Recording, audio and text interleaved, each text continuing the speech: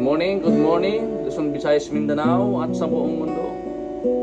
Sa pong pinagpalang umaga, mga kapatid. Good morning na po sa bawat isa na naka-online. Yan, good morning. Bago tayo mag-umpisa, tayo pa ay umawit sa ating pong Panginoon. Alayan po natin siya ng papurit pagsamba sa umagang ito. Hallelujah. You are worthy to be praised, Lord. There is none like you, Jesus. Thank you for your unending love, Lord God.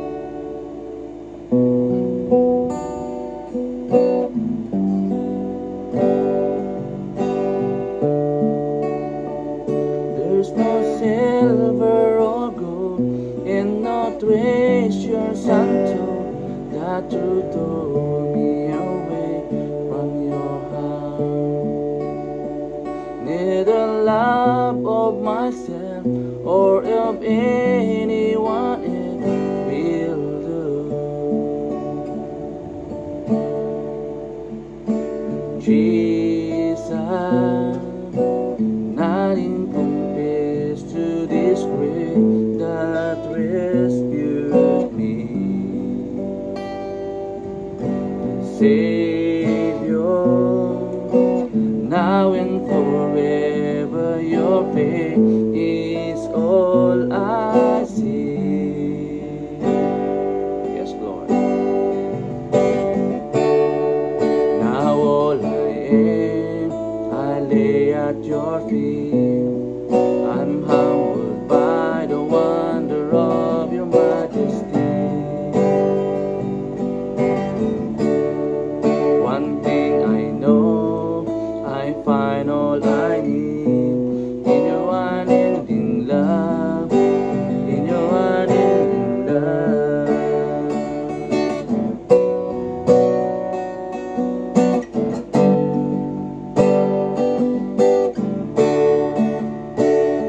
Letting go of my pride, I lay down my desire just to worship in spirit and truth.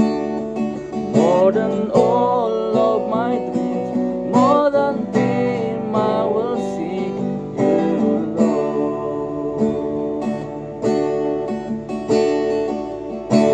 Jesus, nothing compares to this grace I rescued me. Yes, Lord. Savior, now and forever your faith is all I see.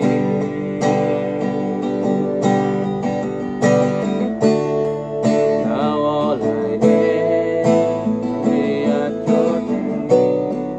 I'm humbled by the wonder of your majesty. One thing I know, I find all I need in your unending love, in your unending love. Yes, Lord God.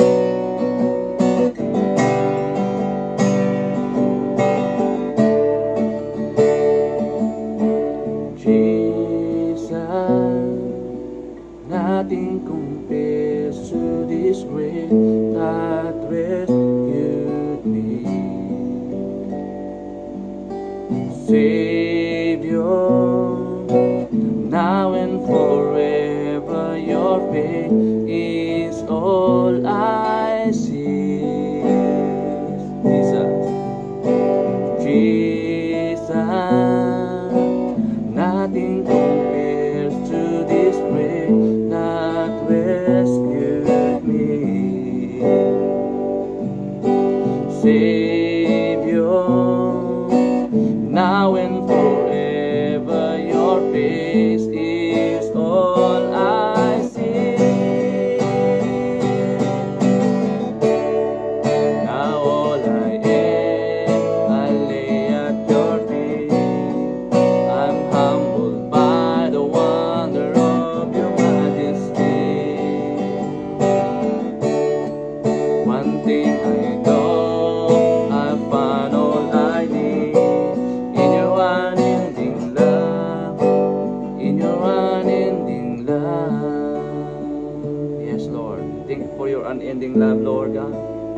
We praise you.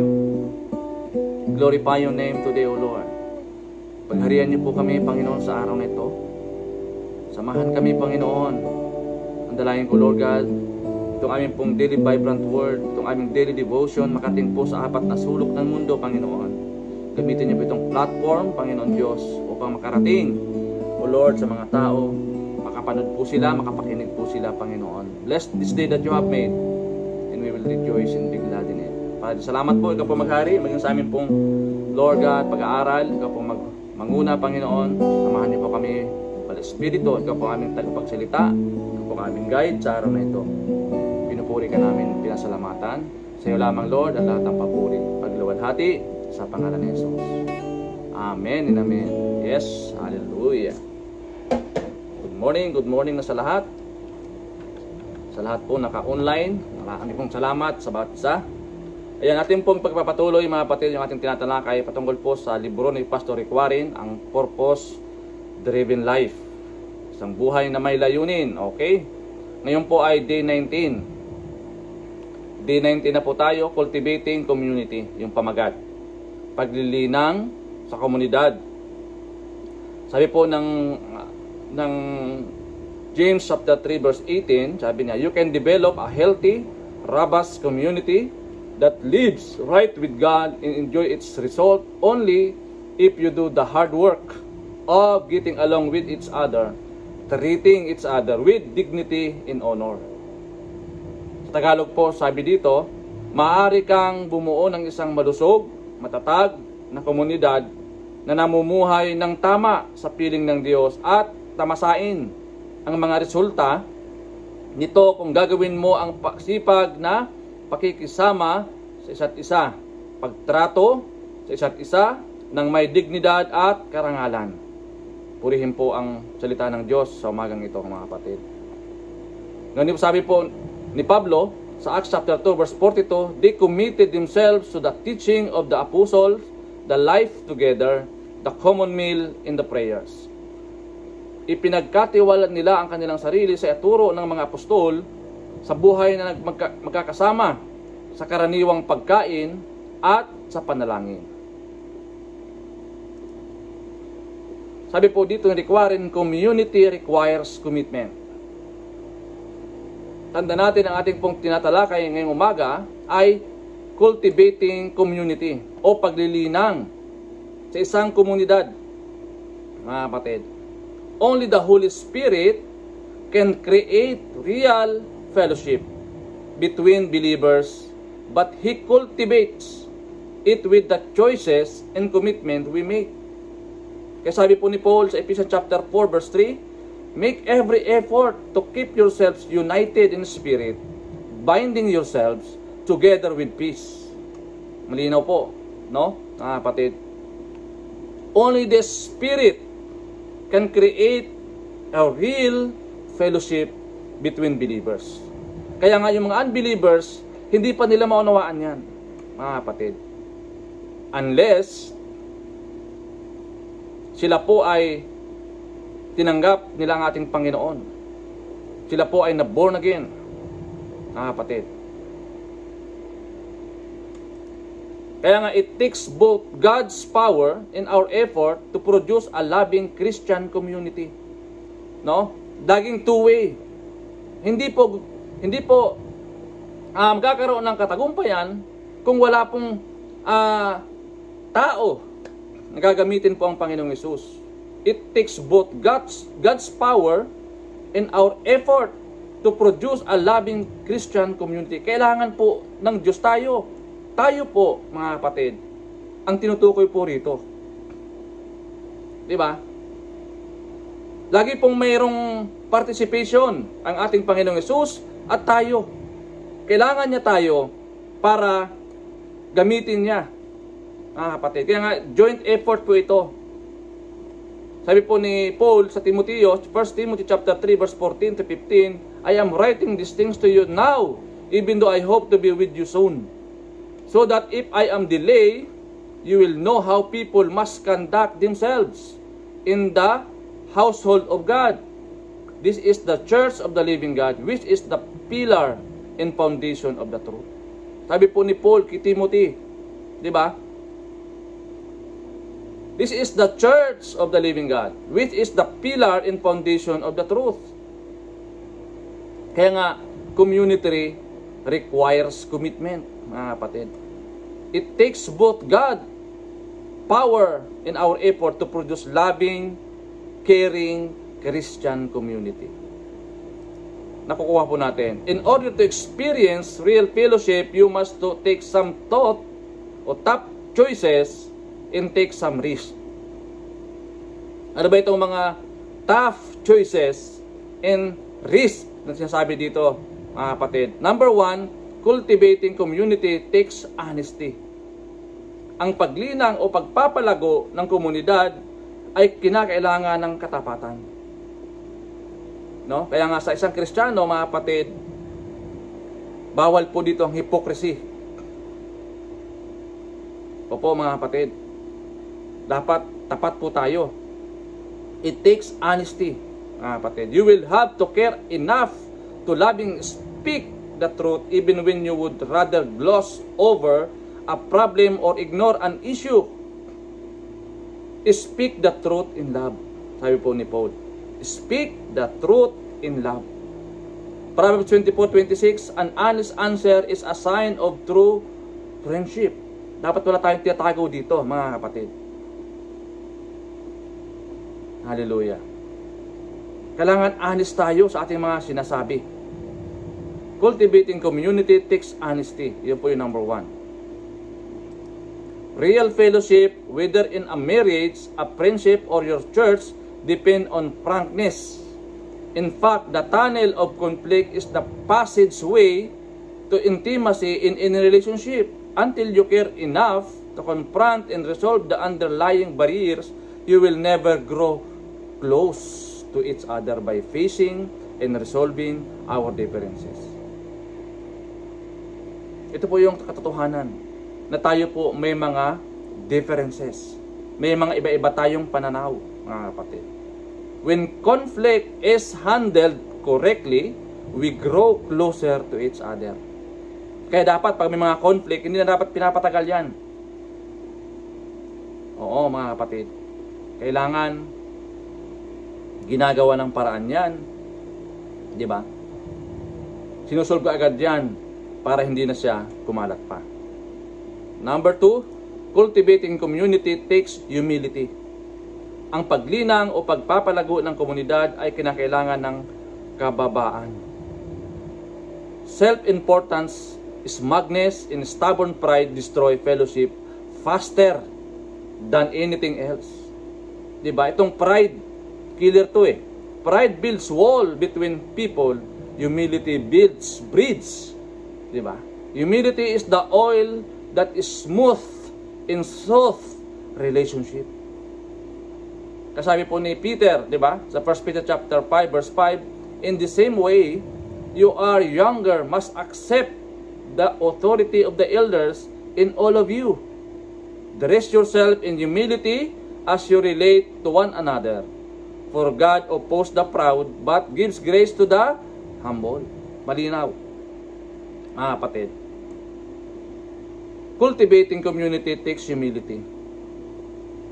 Kaya nga, isang Kristiyano, dapat yung pride natin ay kinakain na natin yan.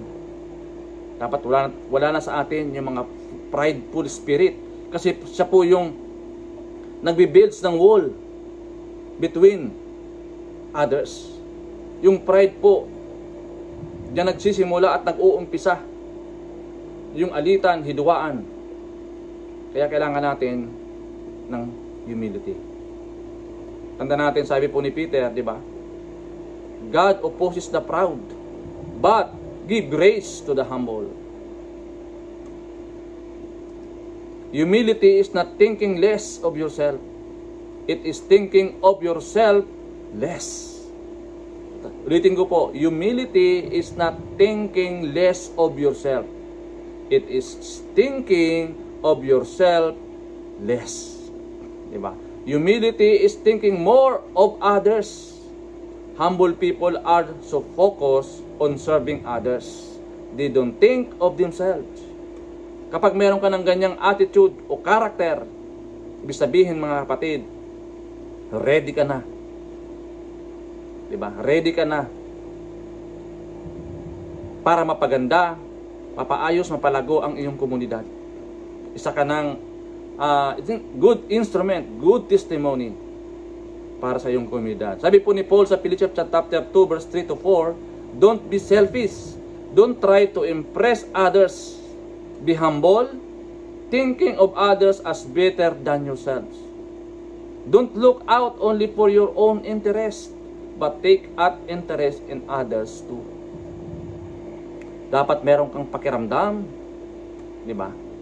Hindi ka dapat manhid. Yan. Meron ka dapat pakialam. Number 3, cultivating community takes courtesy. Ang paglinang o pagpapalago ng komunidad ay may kagandahang loob. Need or takes courtesy.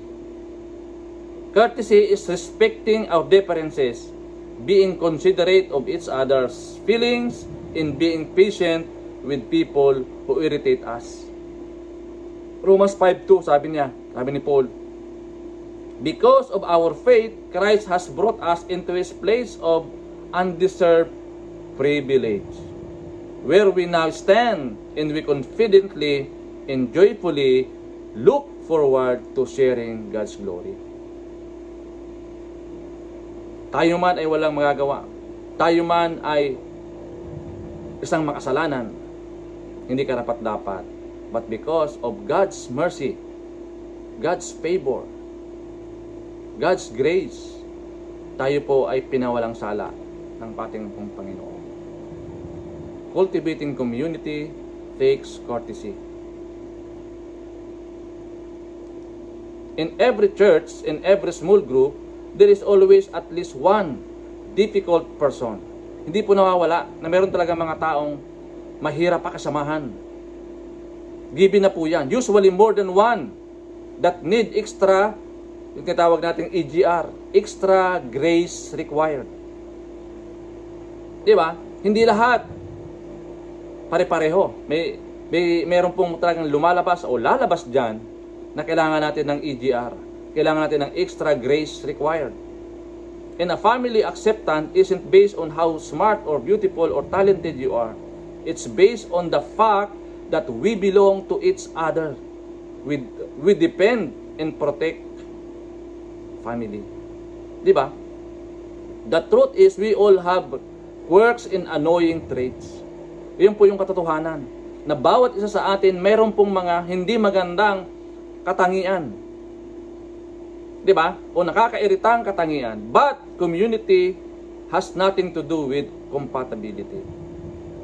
The basis for our fellowship and our relationship to God, we are family. Kapag iyan po ang naisip mo, iyan po ang tumatak sa puso mo, that we are family, another part of courtesy is not downplaying other people's doubt. Dapat hindi tayo marunong manapak ng kapwa natin o pagmaliitin yung ating kapwa. Real community happens when people know it is safe enough to share their doubts and fears without being judged. Wala tayong karapatan na husgaan yung ating kapatid. Only God can judge us, mga kapatid, according sa ating ginawa. Number 4, cultivating community takes confidentiality. Ang paglinang o pagpapalago ng komunidad ay may confidential. Di ba? Hindi lahat binobroadcast, no? Only in the safe environment of warm acceptance and trusted confidentiality will people open up and share their deepest heart, needs, and mistakes. It doesn't mean that keeping silent while your brother and sister sins. It means that what is shared in your group needs to stay in your group, and the group needs to deal with it, not gossip to others about it. Diba? Kapatid, lalo na pag mga sensitive issues, complicated issues, dapat within the group lamang. Diba? Dapat doon pa lamang napag-usapan na yan at doon na bibigyan na siya ng desisyon at bibigyan na siya ng solusyon. At hindi na dapat natin yan ipinagkakalat pa o sinasabi sa lahat ng tao. Kailangan meron tayong environment of warm acceptance and trusted confidentiality. Hindi lahat binobroadcast, mga kapatid. God hates gossip, tandaan natin yan. Ayaw ng Panginoon yung mga walang humpay na gossip o daldalan o maritesan, especially when it's thinly disguised as a prayer request or someone else. God says in Proverbs 16:28, a troublemaker plant seeds of strife. Gossip separate the best of friends. Gossip always causes hurt and division, and it destroys fellowship. And God is very clear that we are to confront those who cause division among Christians. Diba? Ayaw ng Diyos ang walang kwentang mga pag-uusap o daldalan, gossiping. Diba? Kapatid, ayaw ng Diyos yan. Gossip always cause hurt and division, and it destroy fellowship. Mapanganib po yan. Okay, number 5, cultivating community takes frequency. O ang paglinang o pagpapalago ng komunidad ay dapat dalasan. Diba? You must have frequent, regular contact with your group in order to build genuine fellowship. Relationship takes time. Diba? Kaya sabi po ng Biblia sa Hebrews chapter 10 verse 25, do not let neglect our meeting together as some are people do, but encourage one another, especially now that the day of His return is drawing near. Diba? Kung once a year lang kayo nagkikita, once a year lang kayo nag-fellowship, ay talagang magkakaroon ng hindi magandang frequency, mga kapatid. Diba? Kailangan regular yung ating pong mga fellowship. Diba? Kailangan nakipaghalubilo tayo. Hindi lang yung now you see, now you don't ka. Or sala sa init, sala sa lamig. Diba, mga kapatid? Hindi po ganon. Kailangan regular, frequent yung ating pong pakipag-fellowship sa kapwa natin believer. Kaya nga meron tayong mga programa sa simbahan, di ba? May prayer meeting, may discipleship group, di ba? May D group, may light group.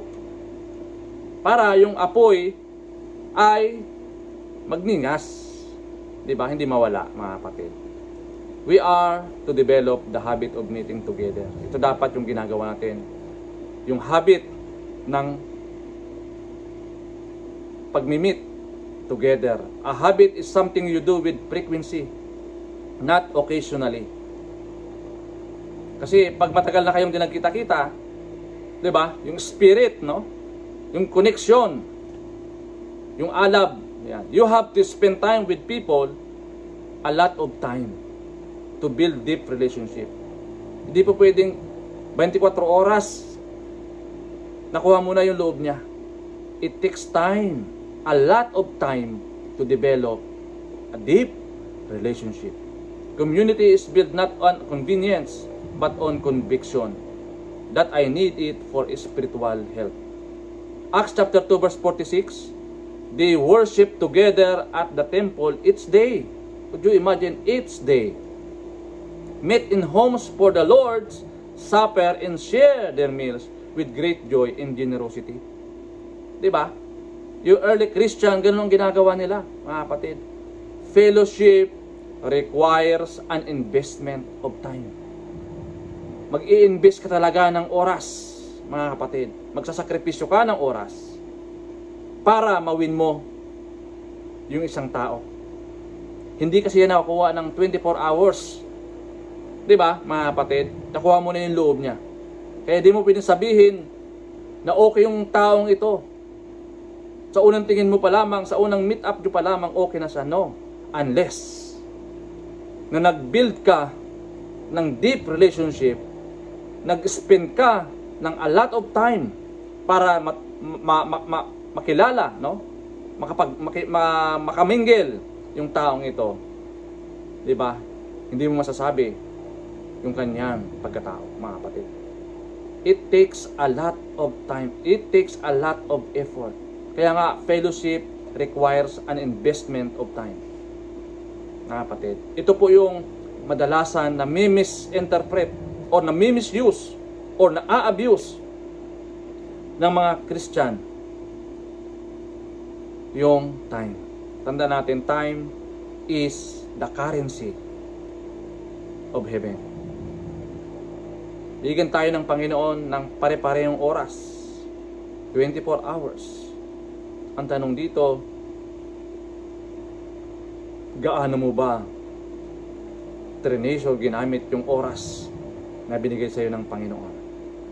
Fellowship requires an investment of time, mga kapatid. Kaya sabi dito sa point to ponder, community requires commitment. Community requires commitment. And question to consider, how can I help cultivate today the characteristic of real community in my small group, in my church? Paano ako makakatulong sa paglinang ngayon ng mga katangian ng tunay na komunidad sa aking maliit na grupo at sa aking simbahan? Yan po ay iiwanan ko po sa inyo, mga kapatid. How can I help cultivate today the characteristics of real community in my small group, in my church? Yan.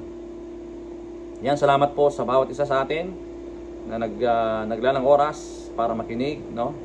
Salamat sa mga kapatid na patuloy na nagsumusuporta sa ating pong live streaming. Salamat po, continue to tagging, no?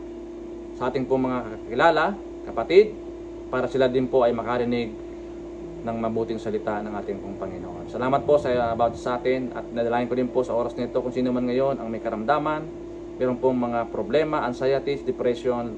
Lord, I pray in the name of Jesus, touch their lives, Lord. Hipuin niyo po ang kanilang balikat, tugan, at ipadaloy ang kagalingan na nagmumula sa iyo.